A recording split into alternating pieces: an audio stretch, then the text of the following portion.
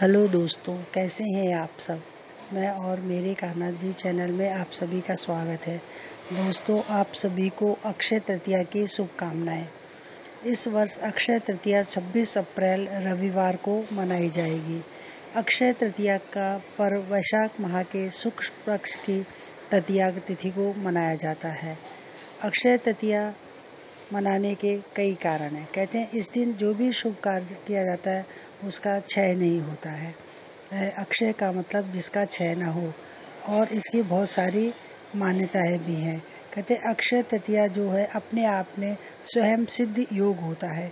इस दिन कोई भी शुभ काम आप बिना किसी पंडित या से पूछ के कर सकते हैं, और जो भी काम किया जाता है बहुत ही शुभ होता है। अक्षय तृतीया का तो लोग सारे शुभ काम करने के लिए तत्पर रहते हैं। धार्मिक मान्यताओं के अनुसार इस दिन किया गया कोई भी कार्य कभी निष्फल नहीं होता है। यही वजह है कि लोग घरों में वैवाहिक कार्यक्रम, धार्मिक अनुष्ठान, गृह प्रवेश, व्यापार, जप, तप, पूजा पाठ आदि अक्षय तृतीया के दिन ही चुनते हैं। और अक्षय तृतीया का पर्व जो है इसके महत्व और मान्यताएं और भी ज़्यादा है।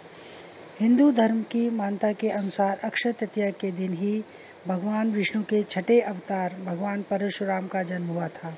परशुराम महर्षि जमदग्नि और माता रेणुका देवी के पुत्र थे।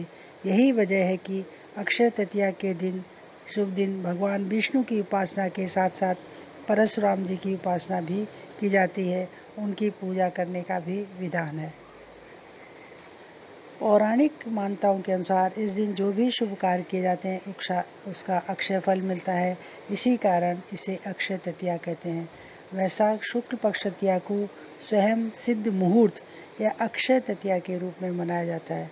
अक्षय तृतीया के दिन शुभ कार्य शुरू करने का विशेष महत्व होता है। इस दिन किया गया कोई भी शुभ कार्य अक्षय तृतीया के दिन पंचांग देखने की आवश्यकता नहीं मानी जाती। इस दिन गृहस्थ लोगों को अपने धन वैभव में अक्षय बढ़ोतरी करने के लिए अपनी कमाई का कुछ हिस्सा धार्मिक कार्यों के लिए भी दान करना चाहिए। इससे उनकी धन संपत्ति दोगुनी हो जाती है।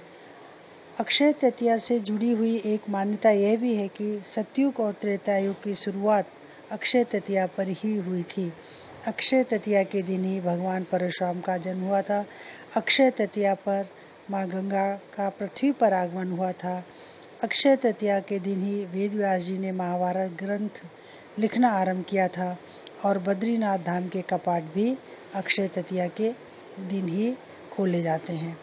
कहते हैं हमारे यहाँ ये मानता है कि माँ अन्नपूर्णा का जन्मदिन भी अक्षय तृतीया के दिन मनाते हैं। हमारे यहाँ जो एक मंदिर है उस दिन उसकी स्थापना हुई थी, और अक्षय तृतीया के दिन माँ अन्नपूर्णा का भोग अन्न धन हलवा पूड़ी और 56 पकवानों से करने से कहते उसके घर में धन धान्य की कभी कोई कमी नहीं होती है। उसके घर में सभी धन धान्य भरा रहता है। अक्षय तृतीया के दिन सोना खरीदने का भी बहुत महत्व है। गृहिणियाँ इस दिन सोना खरीदती है, लेकिन इस समय तो लॉकडाउन चल रहा है तो ये सब आप नहीं कर सकते हैं। अक्षय तृतीया के दिन अपने कान्हा जी अपने ठाकुर जी को कैसे स्नान कराएं, इसका भी बहुत महत्व है। कहते भगवान लड्डू गोपाल को अपने ठाकुर जी को इस दिन चंदन का लेप करके और फिर स्नान कराना चाहिए, क्योंकि गर्मी की शुरुआत हो जाती है। और भगवान को चंदन का लेप करने के पश्चात उनको गंगा जल, दूध, दही, शहद से स्नान कराना चाहिए। उसके पश्चात उनको जो भी आप माखन, मिश्री, हलवा, पूड़ी और जो भी फलों का भोग लगा सकते हैं वो भोग लगाएं।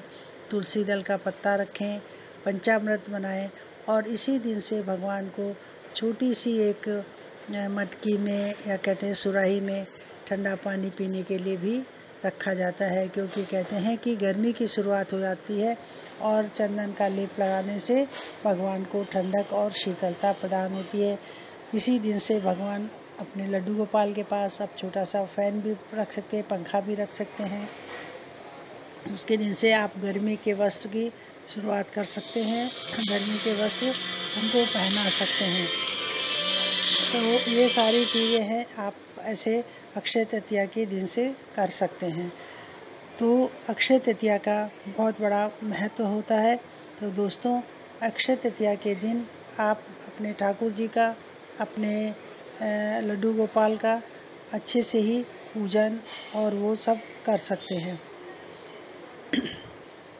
अक्षय तृतीया के दिन से ही घरों में फसलें कट के आने शुरू हो जाती है, धन शुरू हो जाता है, अच्छा मौसम शुरू हो जाता है, सुहावना मौसम शुरू हो जाता है। लेकिन इस वर्ष देश में कोरोना फैला हुआ है और कोरोना की वजह से देश में लॉकडाउन चल रहा है। आप कुछ सामान बाज़ार से नहीं खरीद सकते हैं, तो घर में जो भी सामान आपके घर में उपलब्ध हो उस सामान से आप भगवान विष्णु की, भगवान लक्ष्मी की और परशुराम भगवान की और अपने ठाकुर जी की सेवा कर सकते हैं। ठाकुर जी को आप पंखा जलना आज के दिन से ही शुरू कर सकते हैं और चाहे तो आप ठाकुर जी को छोटी छोटी बाली सोने की खरीद कर उनको अक्षय तृतीया के दिन पहना सकते हैं। उनको अच्छे से भोग लगाएं, उनका अच्छे से पूजा करें। जो भी जब तक या आप जब सब साधना करते हैं तो जो भी चाहे आप 1 बार 10 बार 1 माला 2 माला 3 माला जो भी करेंगे उससे आपको अक्षय फल की प्राप्ति होगी। उस माला का जाप करने से उसका फल 2 गुना या 4 गुना बढ़ जाता है। और जो प्रसाद या जो भी आप ग्रहण करेंगे, जो आपके घर में रोगी है या निरोगी है, उनको देने से उनके रोगों का क्षय हो जाता है, उनके स्वास्थ्य में वृद्धि हो जाती है, उनको आरोग्य की प्राप्ति होती है।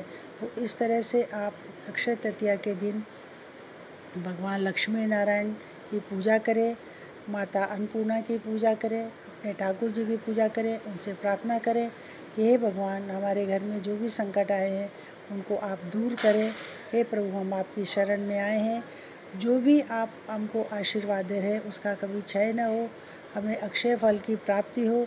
और भगवान, मेरा श्रद्धा, मेरा विश्वास और मेरी जो प्रेम है आपके ऊपर हमेशा ऐसे ही बना रहे और आपकी कृपा मेरे परिवार पर और मेरे परिवार के सभी सदस्यों पर, मित्रों पर ऐसे ही बने रहे, उनका कभी क्षय न हो, उनका कभी